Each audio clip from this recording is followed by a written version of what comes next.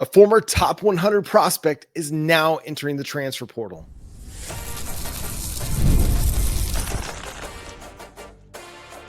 You are Locked On Sooners, your daily podcast on the Oklahoma Sooners. Part of the Locked On Podcast Network, your team every day. What's up, Sooner Nation? Welcome to Locked On Sooners, a very special Saturday edition of Locked On Sooners. Thank you for joining us, and thank you for making Locked On Sooners your first listen every single day. Shout out to all the everydayers out there. My name is John Williams, one half of the Locked On Sooners podcast, also managing editor of Sooners Wire at USA Today Sports. So the Oklahoma Sooners, not much of a shock here. Gavin Sawchuk entered the transfer portal. This comes after Sam Franklin also entered the transfer portal, and the Sooners acquired Jaydn Ott via the transfer portal from Cal. Gavin Sawchuk was a former top 100 prospect, according to the 247 Sports composite rankings in the 2022 recruiting class. Was a big win for Oklahoma. He was the two-time Colorado Gatorade Player of the Year, a dude with big-time speed, but it just never really came together for him. Injuries were an issue.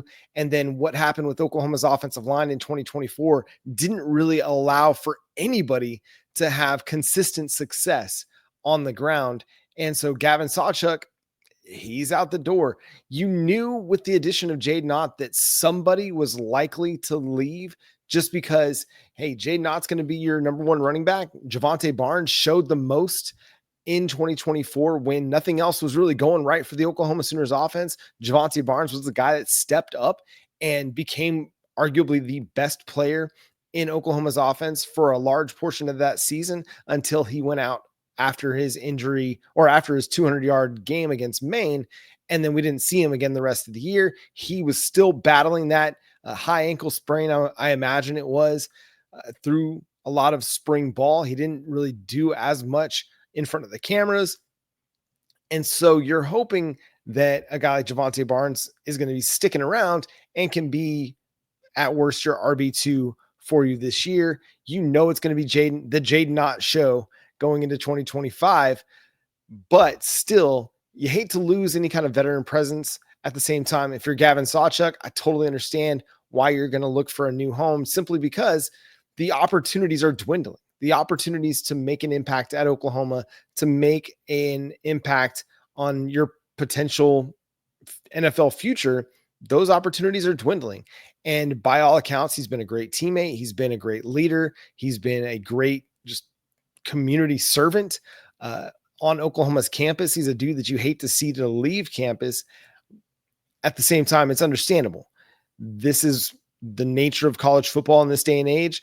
Either the player is going to look for opportunities to establish himself as a starter somewhere else, or it's one of those, hey, listen, the opportunities just aren't here for you anymore.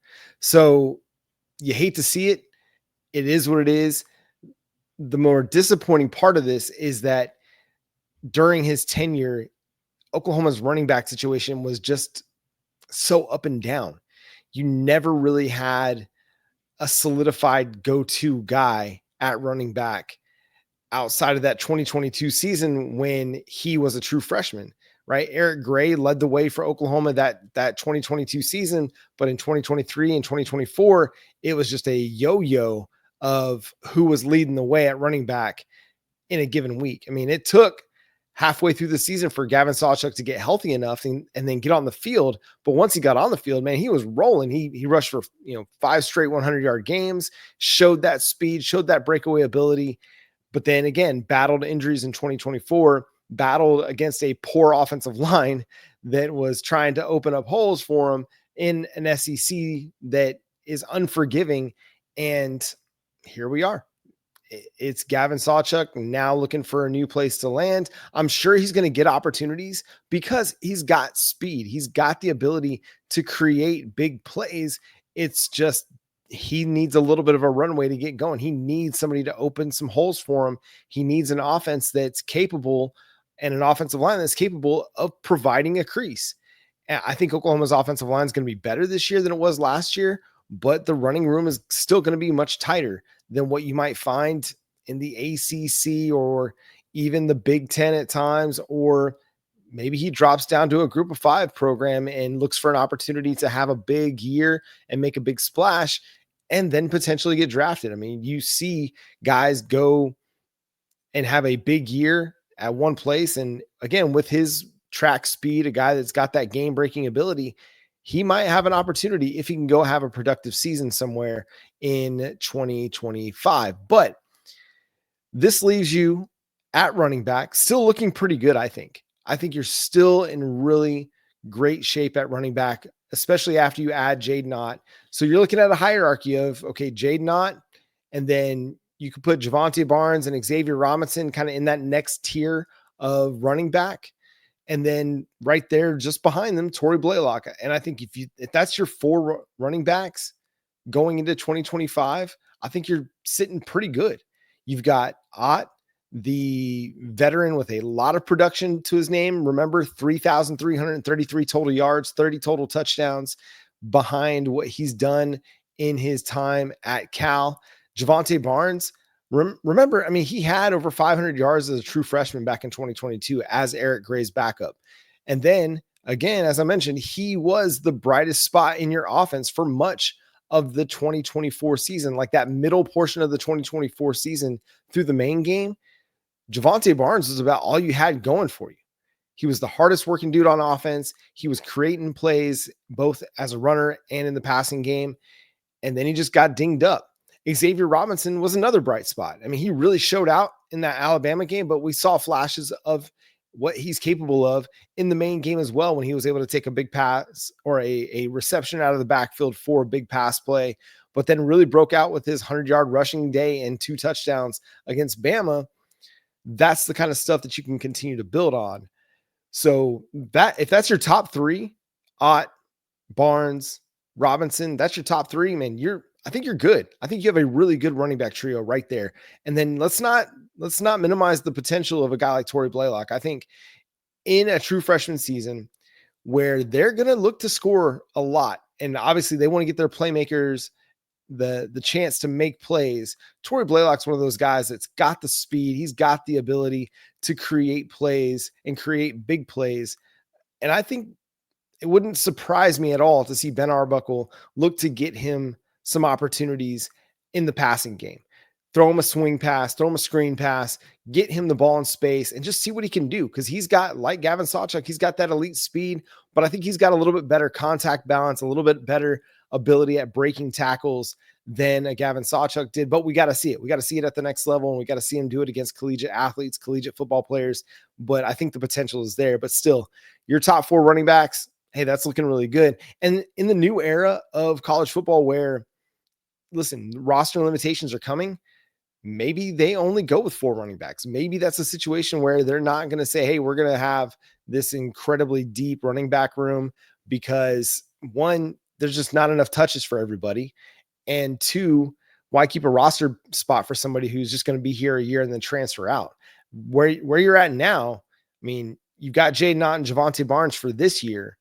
And then beyond that, Xavier Robinson, Tory Blaylock for 2026, you'll probably either need to bring in a portal running back to compete, or you'll need to make sure you have one in the 2026 recruiting class, or double dip in the 2026 recruiting class to make sure you've got at least a couple talented runners coming in to keep that depth chart at about 4 to 5 guys at running back. So we'll see how Oklahoma continues to manage the running back position, but losing a guy like Gavin Sawchuk, again, great teammate, a great leader. It just production wise, it just never really came together outside of that second half of the 2023 season for him. But best of luck to Gavin. He's going to have some options and some opportunities out there on the field. Hey, we're going to talk some NFL draft stuff from the first couple of days of the NFL draft. Just some random thoughts we've got on this special edition of Locked On Sooners. This is going before day 3, where rounds 4 through 7 will commence. So we're not necessarily going to know where Danny Stutsman and Billy Bowman land just yet, but we got some other kind of random thoughts that we'll discuss coming up next here on Locked On Sooners. Today's episode of Locked On Sooners is brought to you by our friends over at Supply House. Get the supplies you need from the site made for the skilled trades, Supply House. Whether you're in plumbing, HVAC, or electrical work, Supply House is the reliable way to order products online. Their easy-to-use website is packed with helpful resources and the latest product info to help you get the job done right. Plus, with a complete inventory of over 200,000 parts from 400 plus top brands, you'll find exactly what you need delivered fast from coast to coast. Need help with an order? Supply House offers expert support and industry-leading service, so you'll always talk to a real person. And for trade pros looking for an extra edge, their free Trade Master program offers exclusive perks like a dedicated phone line, free shipping, and discounts on every order. Thousands of skilled professionals are already taking advantage. Now it's your turn. Join the Trade Master program today at supplyhouse.com/TM and start ordering plumbing, HVAC, and electrical supplies with just a few clicks. Plus, use promo code SH5 for 5% off your first order. That's supplyhouse.com, supplyhouse.com.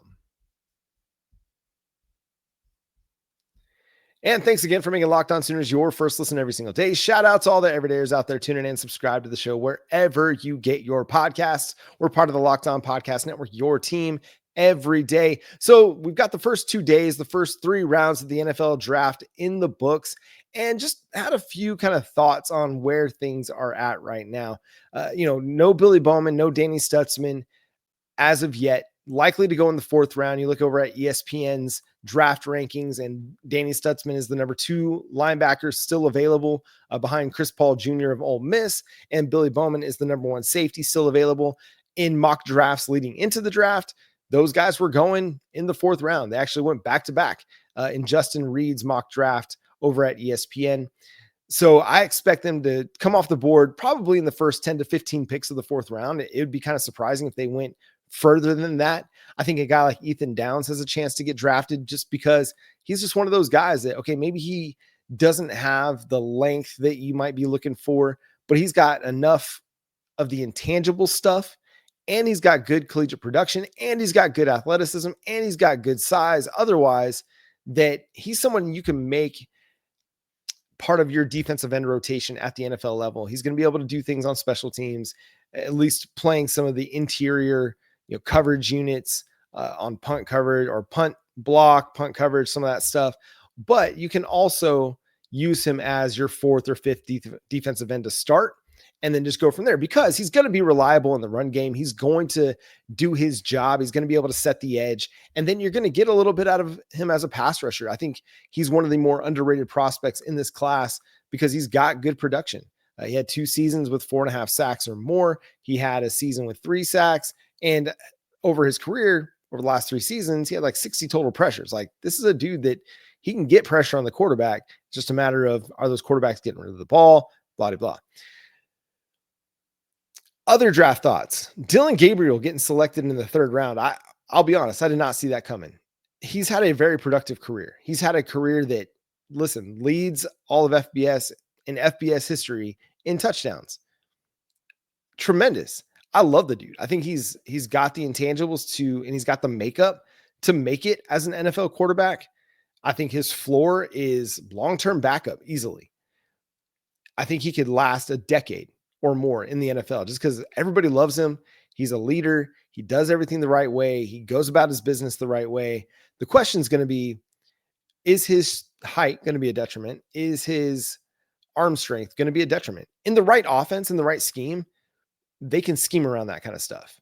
We've seen what San Francisco can do with Brock Purdy, right? Like, Brock Purdy was a 7th round draft pick in the NFL draft. I don't think anybody that, especially Oklahoma fans that watched him at Iowa State, were like, yeah, that dude, he is a franchise quarterback for somebody in the NFL. No, but in the right scheme, he's been very productive for the San Francisco 49ers. The same could be true for Dylan Gabriel. In the right scheme that maybe isn't a vertical based offense, you can do a lot of good things with Dylan Gabriel. If it's a timing based offense where you're asking him to throw more comebacks, you're asking him to throw over the middle on time, that kind of stuff, I think he can do really, really well. He's got enough athleticism that he can be a threat in the running game as well. So it's going to be fascinating to see what ends up happening with him at Cleveland. I mean, right now on the Cleveland depth chart, it's Joe Flacco and Kenny Pickett. The Deshaun Watson situation is just weird. Who knows what all that's going to look like down the road, but Dylan Gabriel is going to have an opportunity to play and maybe even play early with the Cleveland Browns, and could be a guy that starts for them down the road. Now, we're not sitting here claiming this is some Oklahoma victory. He finished his career at Oregon, but he did spend 2 years at Oklahoma, and he was a big part of keeping Oklahoma's offense afloat after Lincoln Riley left, after all of the exits like the Jaden Hazelwood and Theo Weiss. And well, I guess Theo Weiss was here for 1 year with Dylan Gabriel, but after those guys all left and Jeff Lebby's having to retool the offense and rebuild it on the fly, Dylan Gabriel was a big part of that. He was a big part of what allowed Oklahoma to be successful, even though it wasn't as successful as everybody would hope. It was still successful offense. I mean, in that 2023 season, they finished 4th in the nation in scoring. Get a few calls right against Oklahoma State and Kansas. And I say calls, meaning also the offensive coordinator calling plays that are designed to go for first downs and not run short of the sticks. You get the Drake Stoops pass interference call in the end zone. Maybe you're a playoff team that year. Maybe not. Who knows? But certainly a few things go just Oklahoma's way in that Kansas game, in that Oklahoma State game, and maybe you're a playoff team. So Dylan Gabriel, I felt like he did his job. He did what he was supposed to do at Oklahoma. Is he going to be remembered in the same echelon as the greats at Oklahoma? No, but I mean, I feel like he's right in that mix of guys that, especially of the last 25 years, that we think of fondly, like a Paul Thompson, like a Landry Jones. Even maybe he didn't have as much production as Landry Jones did at Oklahoma. Landry Jones isn't in that elite tier of quarterback, but he's just kind of right there, right?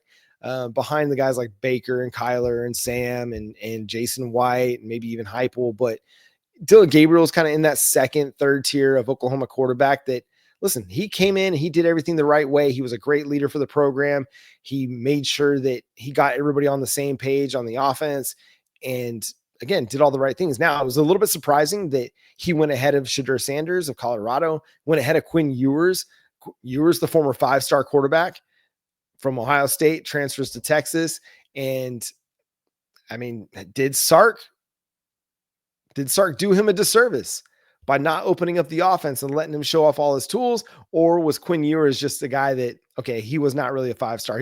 He's a 5-star, but in the same vein that maybe Spencer Rattler was a 5-star. It just, the things didn't really click all the way for those guys. So, but Dylan going ahead of those guys, kind of cool. Also going to the Cleveland Browns, kind of best of luck to you, man. Cleveland has not been a great destination for quarterbacks since their return to Cleveland back in the mid to late 90s. Hopefully he can kind of turn some things around. At least hopefully Dylan Gabriel gets an opportunity and he has some success, because that's a dude that I like that guy. I think he's easy to root for. Who knows exactly how everything went down between Oklahoma, Brent Venables, Dylan Gabriel, Jackson Arnold. There's a lot of stories out there about how all that played out. I just know that Dylan Gabriel is a good dude, and he just seems to do things the right way. And he's one of those guys that's easy to root for. Final thought on the NFL draft, man. Oklahoma's got to turn the tide. Not having a player picked in the top 100, not having a first-round draft pick, not having, somebody come off the board to the 4th round or later. It's not a great look. Now, I think they'll turn that next year. I think they're going to have a bunch of dudes that will be projected in the top 100 of the 2026 NFL draft.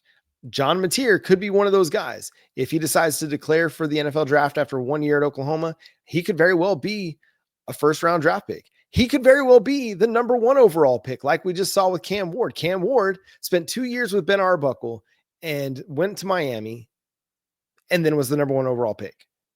John Mateer is going to be in his second year, or his third year really, with Ben Arbuckle, but his second year as a starter under Ben Arbuckle. And who knows what could happen. We're going to wait. We're going to be waiting with bated breath to find out just how good this offense can be with Ben Arbuckle, John Mateer at Oklahoma. You're going to have guys like R. Mason Thomas that are going to declare for the NFL draft. Robert Spears-Jennings, Grayson Halton, Dominic Williams. Those guys, I mean, Spears-Jennings, R. Mason Thomas, Grayson Halton, those three I think have the potential to be top 100 picks. Robert Spears-Jennings has better size than Billy Bowman does. I think he's more of a, maybe he might project a little bit more as a box safety, but I think he can do a little bit everything for you at safety. Grayson Halton, that first step that he's got off the line of scrimmage, off the snap, defensive coordinators are going to salivate over that. If they can get a guy with that kind of quickness on the interior and he can continue to build up his body and he can play with better strength, and he's done that. He's played better every season at Oklahoma. And if he can do that again this year and reproduce that and reproduce a 5-sack season or better, he's going to be a guy that has a chance because he is an elite athlete at defensive tackle. And then there's, our Mason Thomas. We know, I think he would have been a top 100 pick in this year's draft. Length is going to be some of the concern with him, but the production, 9 sacks in 2024, he's going to have an opportunity to be productive again this year. If he is, then I could see him easily going in the top 100 because he's got great quickness, great athleticism, good pass rush ability, good pass rush skills and technique, and he's going to have production to his name as well. He'll be a valuable defensive end prospect in the 2026 draft class. But beyond that, it wouldn't surprise me to see a number of other guys get drafted, like a Febechi Wiwu. If he has a good season at Oklahoma and builds on what he did at the end of the 2024 season, I think there's potential for him to get drafted. Derek Simmons, I think there's potential for him to get drafted. Other places along your defense, a guy like Kip Lewis, if he decides to go, I can't remember if he's out of eligibility. I can't remember if he played much as a true freshman in 2022 or if this year will be his final year. But if he decides to go, he'll get a lot of looks because, again, elite athlete, great speed, and knows for making plays on the football. Who else? Kendall Daniels. That's another guy that I think could. Kendall Dolby, another guy that could get drafted. So there's going to be a lot of names on this Oklahoma team going into Jaydn Ott. I forgot to mention Jaydn Ott, another dude that could get drafted. A lot of guys from Oklahoma that will get drafted next year. The question is going to be how high. Now, if Oklahoma goes out and they have a 10, 11, 12 win season in 2025 and they make the college football playoff and they go deep in the playoff or win a game, win 2 games in the college football playoff, those guys are going to get a lot more looks and a lot more love in draft circles when they do declare. So I think the somewhat of a drought, I would say, for Oklahoma, relative to what we've seen in years past, I think that's kind of coming to an end. Some of it has to do with the poor job on the recruiting end from Lincoln Riley and Alex Grinch at the end of their tenure. All those dudes leaving in the transfer portal at the end of their tenure, only taking 15 guys, as Alan Kenny so adequately put on social media, only taking 15 guys in that 2021 recruiting class. You still have a few of those guys, not a few of those guys, but 3 of those guys are about to potentially be drafted in the NFL draft, and Stutsman, Bowman, and Ethan Downs. So yeah, a lot still to go down in the NFL draft. Exciting stuff. Oh, Baker got another weapon, Emeka Egbuka. Like, that's a huge weapon for him. Like, he has Mike Evans, Chris Godwin, and Emeka now. Like, that dude's about to build on what was a great season for him in 2024 and have another great season in 2025. I think that's about the extent of the NFL draft thoughts at this point. We'll talk about Billy Bowman and Danny Stutsman's landing spots when they happen and how it might be good for them or bad for them. Will it be an opportunity for them to play early? We'll see. But that's going to do it for today's episode of Locked On Sooners. Thanks so much for being a part of it and subscribing to the show wherever you get your podcasts. We're free and available on all podcast platforms and on YouTube. So hit that subscribe button and that notification bell to let you know when new episodes drop. You can follow me on Twitter at John9Williams. You can read my work covering the Sooners over at SoonersWire.com. You can follow my buddy Jay over at Unfair Sports. Also check out his channel, Unfair Sports, over on YouTube. The show is at Locked On Sooners on all of your favorite social media platforms. But until next time, I'm John Williams. Talk to you then. Boomer Sooner.